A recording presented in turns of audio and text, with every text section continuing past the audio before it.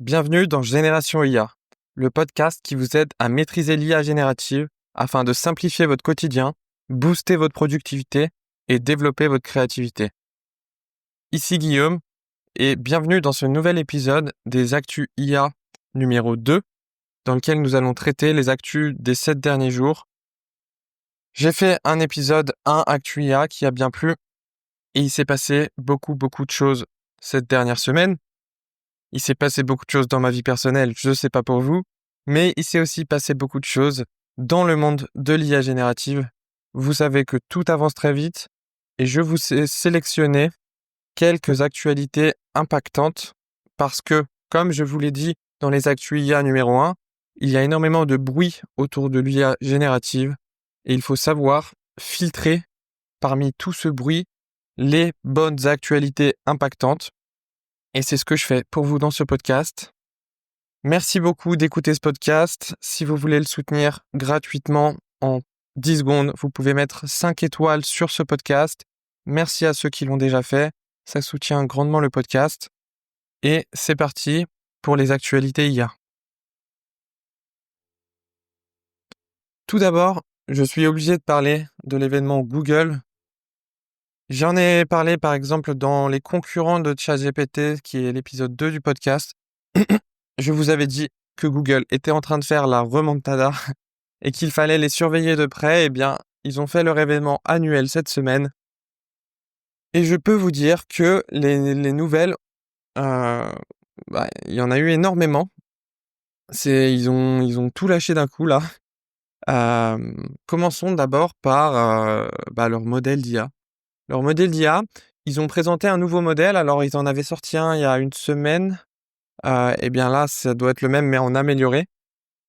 Gemini 2.5 Pro et Flash, avec des nouvelles fonctionnalités de raisonnement DeepSync, et non pas DeepSeek, comme le modèle chinois d'intelligence artificielle. Et donc ce raisonnement qui est rapide avec également un mode agent qui permet d'exécuter Gemini en arrière-plan, comme par exemple faire une réservation, une planification, etc. Eh bien, vous savez, le mode DeepSync, c'est un peu le mode Deep Research sur ChatGPT, existait également sur Grok. C'est un mode qui va décomposer une tâche en plusieurs sous-tâches et éventuellement rechercher sur Internet, développer certaines hypothèses et ensuite faire une synthèse très précise. C'est un mode qui est exceptionnel pour faire des recherches poussées sur un sujet. Peut-être que c'est accessible que aux utilisateurs pro de ChatGPT, c'est-à-dire aux abonnés qui ont un abonnement à 20 € par mois. D'ailleurs, dans l'épisode 1, je décris l'interface de ChatGPT, mais mon interface à moi, c'est l'interface pro. Et peut-être que j'ai remarqué plus tard, les utilisateurs qui ont utilisé ChatGPT gratuitement n'ont pas forcément toutes les mêmes fonctionnalités comme les GPT, comme pouvoir changer de modèle, etc. Parenthèse refermée. Mais voilà pour le mode DeepSync de Google. Et leur modèle Gemini 2.5 Pro et Flash, eh bien, je crois qu'il bat tous les benchmarks en termes de code notamment. Franchement, raisonnement mathématique, codage quasi instantané. Oui, c'est un modèle ultra puissant que nous sort Gemini et Google. Donc, petite nouvelle quand même, le meilleur modèle d'IA qui vient de sortir. Maintenant, vous savez que toutes les semaines, ça peut changer. Cette course à la performance des modèles est lancée et elle n'est pas prête de s'arrêter, les amis. Ils ont également lancé le projet Astra, qui fournit des réponses multimodales en temps réel dans Gemini Live et Search. Donc, j'ai pas testé, honnêtement, j'ai pas testé. Par contre, j'ai vu la vidéo de présentation de Google qui fait une démonstration de leur projet Astra. En fait, c'est Gemini. Vous avez l'interface de Gemini sur votre téléphone et vous pouvez lui parler en temps réel. Et vous pouvez également filmer, je pense. Et dans cette vidéo, il y a un jeune homme qui répare un vélo et qui pose des questions en live à Gemini, et Gemini recherche sur internet, analyse des plans, lui répond directement comme vraiment un assistant sur son téléphone qui lui permet, pendant que lui a les mains libres, de réparer son vélo. Donc, à suivre pour le projet Astra. Et puis, Google, ça y est, intègre un mode IA dans ses recherches qui va faire comme Perplexity le faisait en premier, puis ChatGPT avec le mode recherche, qui va synthétiser les résultats d'une requête. C'est-à-dire que quand vous allez taper une requête sur Google, vous allez avoir un résultat synthétisé qui va apparaître. Et ça, c'est quand même un énorme changement. Alors, certes, des fois, sur Google, on avait des réponses à nos questions simplement sans naviguer sur les sites web qui nous sont retournés. Et là, c'est carrément une analyse poussée qui va être faite par l'IA de cette requête Google, avec pour conséquence que les utilisateurs vont beaucoup moins cliquer sur les sites web. C'est énorme parce que le trafic des sites web se fait majoritairement sur Google. Donc, si vous avez un résumé à votre requête sans cliquer sur les sites, eh bien, vous allez avoir moins de trafic sur les sites et potentiellement moins de business pour Google parce qu'il y aura moins de publicité de sites sponsorisés si les gens ne vont pas sur les sites. L'action en bourse a d'ailleurs un peu baissé après cette annonce parce que ça reste un mystère, leur business model est majoritairement basé sur les recherches et les publicités. Donc, quand même, ça reste à surveiller. Voilà. Ensuite, Google, ils ont fait encore d'autres annonces, notamment des intégrations IA dans leurs Android smartphones. Et puis voilà. Ah oui, le mode vidéo VO3. Le mode vidéo, c'est l'équivalent de Sora pour ChatGPT. Vous pouvez créer des vidéos via des prompts. Et là, ils ont fait une démonstration de leur nouveau système VO3 qui est absolument incroyable. Voilà, vous pouvez prompter pour obtenir des vidéos, vous pouvez itérer. Et les résultats sont exceptionnels. Ça reste cher par contre. Par seconde de vidéo, c'est genre 40 centimes et 70 centimes avec l'API. Mais Google se place en leader de la génération de vidéos par intelligence artificielle. Et je pense que la vidéo, c'est un énorme business parce que ça peut créer des vidéos YouTube, ça peut créer des films, ça peut créer des formats shorts, style TikTok, Reels pour Instagram et Shorts pour YouTube. Et les vidéos, c'est très important pour la visibilité en ligne des entreprises, des marques sur les réseaux. Donc voilà, c'est un énorme business. Si demain, tout le monde peut, avec un prompt, tout le monde peut, depuis chez lui, créer des vidéos de grande qualité, eh bien, vous imaginez que ce sera quand même une petite révolution. Donc, Google a frappé fort. J'espère que je n'oublie rien. Je vais vérifier et je reviendrai sur cette actu si jamais j'oublie. Mais il y a eu quand même beaucoup d'autres annonces, mais celles-ci sont les principales, on va dire. Gemini et Google qui font un comeback incroyable et qui se placent vraiment en leader. On peut voir que leurs chercheurs et qu'ils ont mis du budget pour rattraper leur retard initial et ça fonctionne. C'est une véritable machine qui est en train de rouler sur le monde de l'IA générative et qui concurrence OpenAI et ChatGPT. Et du coup, j'y viens. OpenAI a sorti un nouveau mode qui est réservé aux utilisateurs Pro++, je sais pas comment on appelle ça, mais ceux qui payent 200 € par mois, car oui, OpenAI a un mode d'abonnement à 200 € par mois. C'est vraiment pour les gens qui utilisent extrêmement souvent ChatGPT et qui veulent avoir accès à plein de fonctionnalités, toutes les fonctionnalités que peuvent offrir OpenAI. Et d'ailleurs, j'avais vu que le CEO de OpenAI, Sam Altman, avait dit que ce mode qui coûte 200 € par mois n'était au final même pas rentable pour OpenAI. Pourquoi? Parce que il y avait tellement de requêtes, il y avait tellement de vidéos sur Sora, il y avait tellement d'utilisation par ces utilisateurs qu'au final, ça coûtait plus cher en inférence à l'entreprise que ça ne leur apporte de l'argent. Pour vous dire que l'utilisation peut être massive par certains utilisateurs de ChatGPT.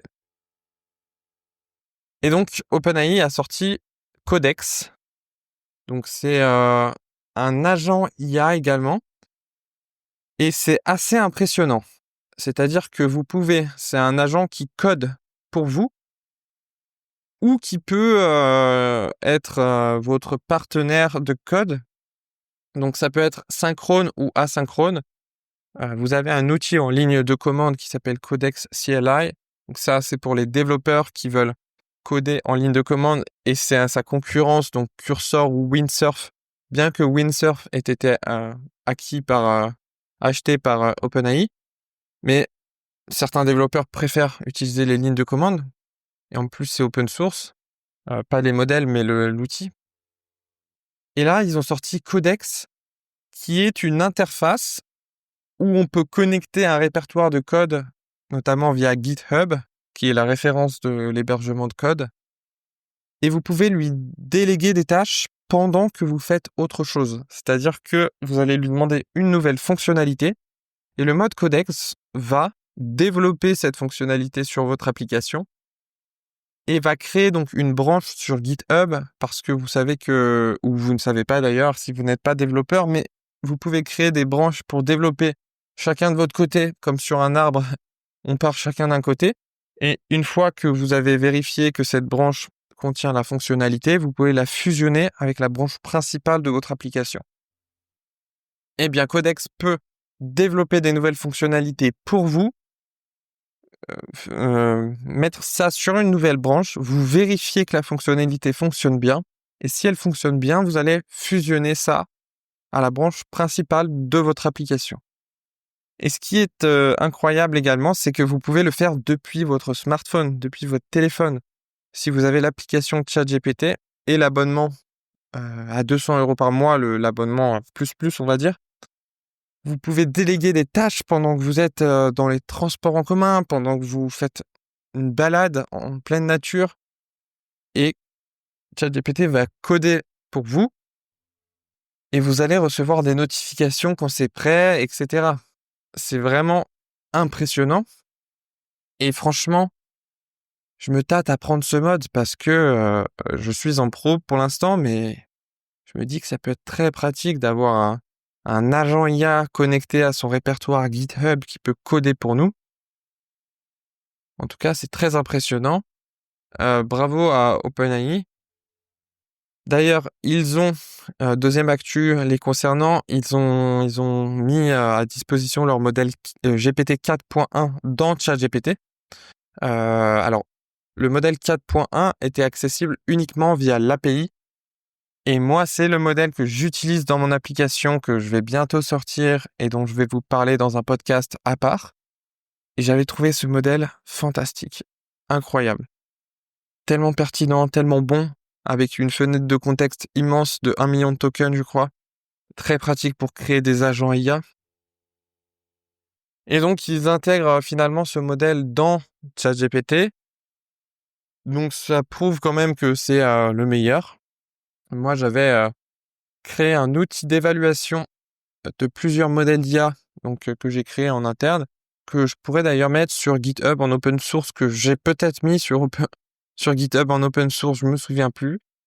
En tout cas, je pouvais mettre n'importe quel modèle et tester l'output, donc la sortie d'une requête sur tous ces modèles et ensuite comparer. Et avec un mode JSON notamment, où je pouvais comparer les JSON de sortie de chaque modèle, et ça me permettait de voir lequel est le meilleur pour mon cas d'application à moi. parce qu'après je donnais ces résultats à un professionnel du métier, de mon application, qui pouvait me dire quelle sortie était la meilleure. Et donc, au final, on a vu que le meilleur modèle, c'était GPT 4.1 et qu'il donnait des résultats vraiment incroyables. Je vais voir pour mettre cet outil en open source parce que c'est vrai que c'était pratique et je le mettrai potentiellement dans la description de cet épisode de podcast afin que tout le monde s'en serve. Il y avait une interface, donc c'était assez facile d'utilisation. Donc voilà pour OpenAI ou OpenAI, ça dépend comment on le prononce, si on le prononce à l'anglaise ou à la française. En général, c'est vrai que j'aime bien le prononcer plus dans la langue de l'entreprise, donc plutôt OpenAI. Mais parfois je dis OpenAI parce que ce podcast est en français. Nouvelle actu, parce que on parle du français, eh bien l'acteur français Mistral a sorti le modèle DevStral. Et donc, je dois les féliciter, bravo Mistral, vous avez fait un sacré taf, un sacré boulot. Dans l'épisode 1 où je présentais les acteurs de l'IA générative, je disais, c'est vrai que Mistral, ça faisait quand même un moment qu'ils n'avaient pas sorti de nouveaux modèles d'IA très performants. Alors, ils en avaient sorti pour des cas d'usage particuliers, mais pas vraiment des modèles qui excellaient dans les benchmarks afin d'être dans le top 10, voire le top 3, on va dire, des modèles. Et bien là, ils ont sorti DevStral. Et DevStral, c'est l'équivalent de GPT 4.1, c'est-à-dire un modèle conçu pour créer des agents, et notamment des agents pour coder. Mais moi, je pense que c'est pas forcément uniquement pour coder, mais dans leur description, ils disent que c'est des agents pour coder. Moi, j'ai créé un agent qui ne fait pas forcément du code, mais pour lequel GPT 4.1 est très performant. Et donc DevStral, c'est l'équivalent, c'est-à-dire grosse fenêtre de contexte, parce que les agents ont besoin d'avoir beaucoup de contexte, parce qu'on va leur donner beaucoup d'instructions et beaucoup d'outils et de descriptions d'outils pour qu'ils puissent déclencher ces outils. Donc il leur faut une grosse fenêtre de contexte. Et DevStral, je pense, a une grosse fenêtre de contexte puisque c'est un agent, puisque c'est un modèle pour créer des agents qui vont coder. Et non seulement, donc, ils l'ont mis en open source, donc c'est exceptionnel. Tout le monde peut l'avoir accès gratuitement à ce modèle et le déployer dans son application. Donc, Mistral reste avec son ADN de l'open source. Et en plus, ce modèle surperforme beaucoup de modèles, et notamment surperforme de 20% GPT 4.1 mini. Donc GPT 4.1 mini, c'est une version réduite de GPT 4.1. Donc GPT 4.1 reste le meilleur, mais il est aussi très gros, c'est-à-dire qu'il a beaucoup de paramètres, et donc il consomme beaucoup d'énergie et il coûte cher. Tout est lié, en gros, le nombre de paramètres, plus on en a, plus le modèle, on peut pas le déployer n'importe où, il consomme de l'énergie. Et donc, DevStral, moi j'aime beaucoup Mistral parce qu'ils font des agents, des modèles, open source, et également assez volatiles et petits avec peu de paramètres. Et c'est une prouesse parce que dans le monde de l'IA générative, on dit souvent que les OpenAI qui créent des modèles avec 1 milliard de paramètres, etc., c'est vraiment des bourrins. C'est-à-dire qu'ils ont énormément de ressources, ils vont leur faire manger à leur modèle toutes les données possibles. Mais là où est la vraie compétence, et notamment celle de Mistral, c'est de créer des petits modèles qui vont être quand même très performants. Et ça, c'est beaucoup plus dur. Mais c'est aussi beaucoup plus efficace d'un point de vue écologique, parce que c'est le futur, en fait, d'avoir des petits modèles. Pourquoi aussi? Parce qu'on va pouvoir les déployer dans des robots.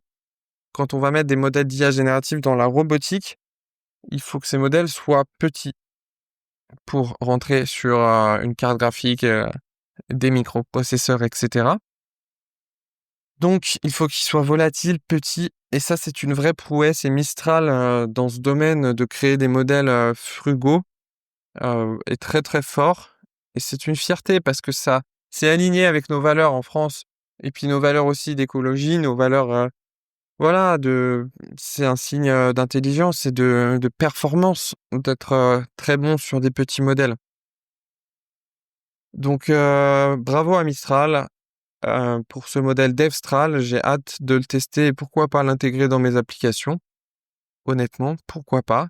J'attends justement, je n'intègre pas de modèle Mistral, mais franchement, j'attendais le jour où j'avais un modèle qui correspondait à mon cas d'usage et aux performances que j'attendais pour intégrer. Et évidemment que je vais préférer Mistral à OpenAI parce que c'est moins cher, parce que c'est un modèle open source et parce que c'est un modèle plus petit en termes de paramètres. Et j'en viens à cette dernière actualité qui est un React. Donc je vais réagir à un commentaire de Jean Covici, donc Jean-Marc Jancovici, qui est le patron de l'entreprise, je crois que ça s'appelle Carbone 4, qui est en tout cas un ingénieur diplômé des mines de Paris, je crois, et qui est la référence et l'expert en termes de carbone et émissions de CO2 dans l'atmosphère, etc., qui est toujours très pertinent et très cinglant.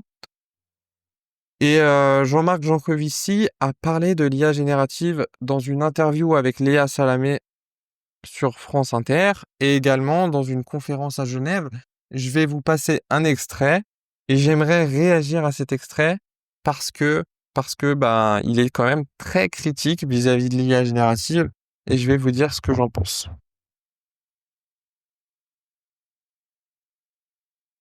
Parce que je suis gaulois réfractaire, mais il y a des tas de trucs dans lesquels on est allé et on peut très bien dire qu'on n'aurait peut-être pas dû. Donc quand je vois 109 milliards pour l'IA, alors que pour gérer 10% du territoire français, l'Office national des forêts a 1 milliard par an, alors que la forêt est en train de crever, moi ce que je me dis, c'est qu'on n'est peut-être pas en train de gérer les priorités dans le bon ordre. Voilà, c'est ça qui me gêne. C'est-à-dire que dans un monde aux ressources infinies, qu'on fasse des gadgets en plus des trucs essentiels, très bien, si ça nous amuse, moi j'ai aucun problème avec ça.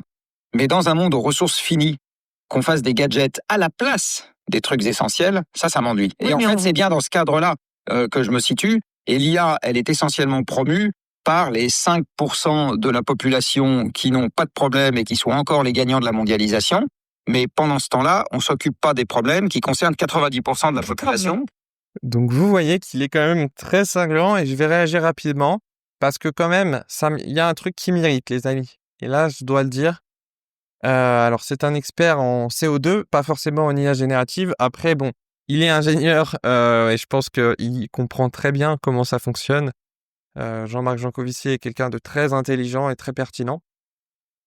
Premier commentaire, 109 milliards pour l'IA, car oui, il y a eu, je crois que c'était à Choose France, des investissements dans l'IA, c'est très bien, mais à voir ce que ça va donner. Mais 109 milliards pour l'IA et 1 milliard pour les forêts, c'est totalement disproportionné. Alors, oui, c'est une opinion, donc là, honnêtement, c'est son opinion et chacun est d'accord ou pas d'accord. C'est vrai que peut-être que l'Agence nationale des forêts n'a pas le budget nécessaire et dans ce cas, évidemment qu'il faudrait c'est pas parce qu'on donne 109 milliards à l'IA que, on doit pas donner aussi des milliards, aux forêts. On peut très bien faire les 2. Ce n'est pas incompatible, c'est ça que je veux dire. Donc je vois pas pourquoi on oppose les forêts et l'IA générative pour le coup, en termes de budget. Ensuite, faire des gadgets, donc il compare l'IA générative à un gadget. Je vais revenir dessus parce qu'il y a un deuxième extrait, mais passons à la troisième remarque où il dit que c'est les 5% de la population qui profitent encore de la mondialisation et qui n'ont pas de problème, qui promeuvent l'IA générative. Alors oui, peut-être, très bien, mais en quoi c'est mal? Parce que l'IA générative, c'est quand même un des seuls outils avec Internet et l'électricité, justement, c'est la description du podcast et de l'émission, qui permet à n'importe qui d'avoir toutes les connaissances sur Terre. Donc en fait, c'est peut-être les 5% les plus aisés qui le promeuvent, mais l'IA générative va aider beaucoup plus les 95 autres pourcents que ces mêmes 5%. parce que les 5%, vous croyez qu'ils ont besoin de ChatGPT pour avoir accès à un avocat, pour avoir accès à un comptable, pour avoir accès à des services qui demandent des fonds et des moyens? Non. C'est plutôt le reste de la population et surtout les moins aisés qui peuvent profiter le plus de ChatGPT dans leur vie quotidienne, dans leur travail, pour développer leur productivité, pour simplifier leur journée, pour les aider dans leur administratif, parce qu'ils n'ont pas forcément accès à un comptable qui va le faire pour eux. Et j'ai des tas et des tas d'exemples pour cela. Eh bien, c'est ces gens-là que l'IA générative va le plus aider. Et c'est pour ça qu'il faut démocratiser l'IA générative à tous. Et c'est ce que je fais dans ce podcast, gratuitement. Donc, laissez-moi 5 étoiles, s'il vous plaît. Ça m'aidera. J'arrête de mendier. Mais voilà, c'est un gadget. Excusez-moi, mais quand on voit que l'IA peut aider à développer de nouvelles protéines pour soigner des maladies, par exemple, vous appelez ça un gadget? Moi, j'appelle pas ça un gadget. Je vais vous passer le deuxième extrait parce que il développe ce point et c'est un extrait que j'ai trouvé sur YouTube qui est hyper intéressant. Donc, je vous passe ça et je réagis au deuxième extrait. Et donc, la bonne question, c'est est-ce que c'est utile de rajouter aujourd'hui des systèmes qui sont très voraces en énergie? Il faut savoir qu'une requête sur ChatGPT, ça consomme 10 à 15 fois plus d'énergie qu'une requête sur Google. Et Alors, je me permets de couper parce que sinon, je vais oublier peut-être certaines parties. Alors oui, une requête ChatGPT peut consommer plus que Google. Très bien. D'ailleurs, vous avez vu dans cette revue d'actualité que Google va intégrer un mode IA dans ses recherches. Donc, les nouvelles recherches Google vont consommer autant qu'une requête ChatGPT, voire plus. Voilà, juste pour rebondir, et je laisse Jean-Marc Jancovici continuer. pour la petite histoire, je sais pas si ça concerne des gens dans cette salle, 13% des requêtes sur ChatGPT aux dernières statistiques, c'était pour avoir une conversation érotique avec l'IA. Je ne sais pas si la statistique est exacte. Ça peut inspirer quelqu'un. Je ne sais pas si ça concerne beaucoup de gens dans la salle. C'est marrant parce que je connais quelqu'un qui travaille sur un outil d'IA érotique, justement. Alors ça, pareil, qu'est-ce que vous voulez que... Si les gens, ils font des requêtes érotiques, c'est leur problème, j'ai envie de dire. Alors peut-être que ça consomme du CO2, mais le fait qu'ils vivent, ça consomme aussi du CO2. Donc on fait quoi? On se passe de ces gens-là? Je sais pas. Alors, donc, est-ce que l'IA est... Alors, question subsidiaire, est-ce que l'IA peut éventuellement nous aider à résoudre d'autres problèmes? Moi, ma réponse, c'est peut-être, mais sûrement pas des problèmes d'environnement, parce que c'est pas fait pour ça. ChatGPT, par exemple, ne résoudra aucun problème d'environnement. C'est fait pour que, éventuellement, pour placer des avocats, c'est fait éventuellement pour permettre aux médecins d'être plus efficaces, etc. C'est pas du tout fait pour... Et du reste, le système digital actuel, il n'est pas du tout fait pour améliorer l'environnement. Alors, ChatGPT n'est pas fait pour améliorer l'environnement, mais peut largement être utile pour améliorer l'environnement, puisque ChatGPT est entraîné sur toutes les connaissances et peut développer des nouvelles choses, notamment améliorer des processus, optimiser des processus. J'ai vu par exemple que Google avait créé une IA qui pouvait permettre de prédire des feux de forêt. Donc, prédire avant qu'il n'arrive avec une forte probabilité des feux de forêt. Tout ça grâce à l'IA. Donc, me dites pas que l'IA n'est pas utile pour améliorer l'environnement. Il y a forcément des cas d'usage où l'IA est utile pour améliorer l'environnement et il faut les chercher. Et il y en a déjà, comme là, je vous ai cité les feux de forêt, c'est le premier qui me vient en tête. Je connais pas forcément tous les cas d'usage, mais je suis sûr qu'il y en a. Donc, l'IA peut aider à améliorer l'environnement et le fait déjà et va continuer de le faire d'une certaine façon. Est-ce que ça veut dire que ça compense toutes les émissions de CO2 qu'il a fallu pour entraîner ces modèles? Je ne sais pas, peut-être pas. Je ne suis pas compétent sur le sujet pour le dire. Mais dire que l'IA n'aide pas du tout pour l'environnement, excusez-moi, mais c'est factuellement faux. Mon téléphone, il est fait pour communiquer avec mes proches ou avec des moins proches. Ça sauve pas spécialement l'environnement. Ça, alors, on pourrait dire, moi aussi, parce que c'est mon métier. Mais globalement, quand les gens se téléphonent, c'est pas pour sauver l'environnement. Quand les gens regardent un film sur Netflix, c'est pas pour sauver l'environnement. Oui, effectivement. Bon, ça ne concerne pas l'IA. Donc, je vais pas faire de commentaires plus que ça. Mais les gens ne vivent pas forcément toutes leurs secondes de vie pour sauver l'environnement. Sinon, ils ne vivraient pas, tout simplement. Quand les gens utilisent un jeu vidéo en ligne, c'est pas pour sauver l'environnement. Quand ils regardent une vidéo, c'est pas pour sauver l'environnement. Il faut savoir que la vidéo, c'est 75% du trafic Internet. D'accord? Et là-dedans, vous avez 4 gros compartiments. Le premier, c'est YouTube. Alors, vous avez quelques vidéos pour sauver l'environnement sur YouTube, mais enfin, l'essentiel, c'est pas ça. Enfin, YouTube et consorts, hein, etc. Le deuxième, c'est le porno. Je sais pas si ça sauve beaucoup l'environnement. Le troisième, c'est Netflix et les systèmes de streaming. Pareil, je sais pas si ça sauve énormément l'environnement. Et le quatrième, c'est toutes les vidéos de petits chats et du petit dernier qui vient d'avoir sa dent, qu'on envoie à la cousine, qu'on n'a strictement rien à faire. Mais c'est pas grave, on le fait quand même.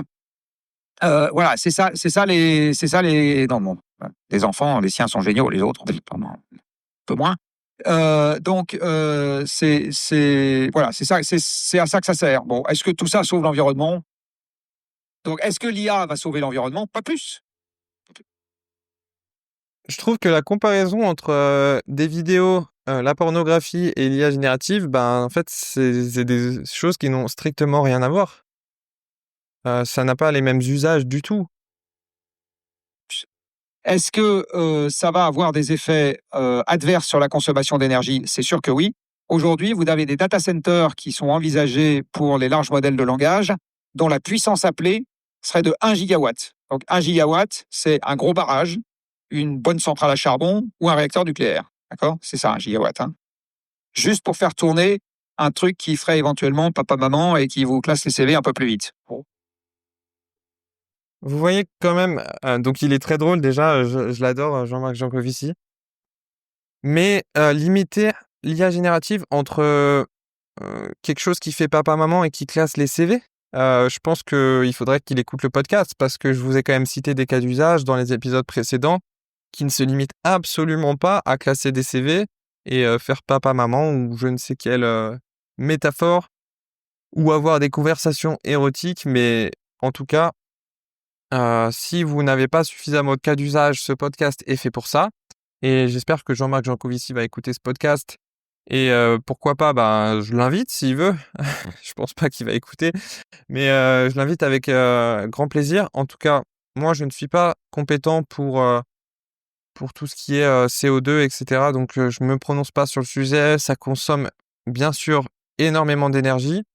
Maintenant, les gros modèles de fondation, comme on dit, c'est un peu du bourrinage. Et même OpenAI, etc., ils ont consommé énormément d'électricité, de puissance de calcul pour entraîner ces modèles. Après, il faut savoir qu'il y a une autre voie qui est possible et c'est celle que prend Mistral. Donc en France, donc on n'a pas forcément de leçons à recevoir des États-Unis, etc., parce qu'on est quand même en avance là-dessus. Et même, je pense au modèle DeepSeek des Chinois, c'est-à-dire les gens qui ont moins de ressources, qu'est-ce qu'ils font? Ils peuvent utiliser les modèles de fondation pour entraîner leur propre modèle plus petit. C'est-à-dire qu'ils vont générer ce qu'on appelle des données synthétiques. Donc, en gros, ChatGPT va entraîner un modèle plus petit, va être son tuteur. Puisque il est très fort, le modèle de fondation, mais il a énormément de paramètres. On veut un modèle plus petit, eh bien, on va entraîner ce modèle plus petit grâce à un modèle plus gros. Donc, ces modèles de fondation peuvent permettre de créer des modèles plus petits au final. Maintenant, voilà, c'est sûr que l'IA consomme quand même de l'énergie.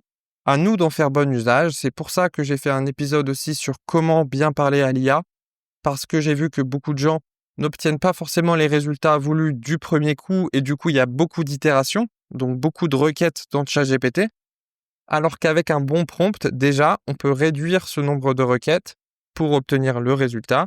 Donc, ce serait une première étape, ce serait de bien prompter, bien réfléchir avant de créer son prompt, et après, on obtient directement le résultat et on réduit notre propre consommation d'inférences tout en gardant les avantages de ChatGPT dans notre vie quotidienne, notre productivité, notre créativité. Donc, voilà, je voulais réagir à ça parce que l'interview de Jean-Marc Jancovici sur France Inter s'est fait cette semaine. C'est assez récent. Et ça me permettait aussi d'aborder un petit peu le sujet de l'IA en lien avec l'écologie, même si je suis compétent en IA, mais pas forcément en écologie. On a quand même abordé quelques thèmes. C'est tout pour les actualités de la semaine que j'ai sélectionnées. J'espère que je n'ai pas manqué d'actualités hyper importantes. Dites-moi si jamais dans un commentaire si je l'ai fait ou contactez-moi. Et on se dit à la prochaine pour un nouveau résumé d'actu ou un nouvel invité. C'était Guillaume. Ciao.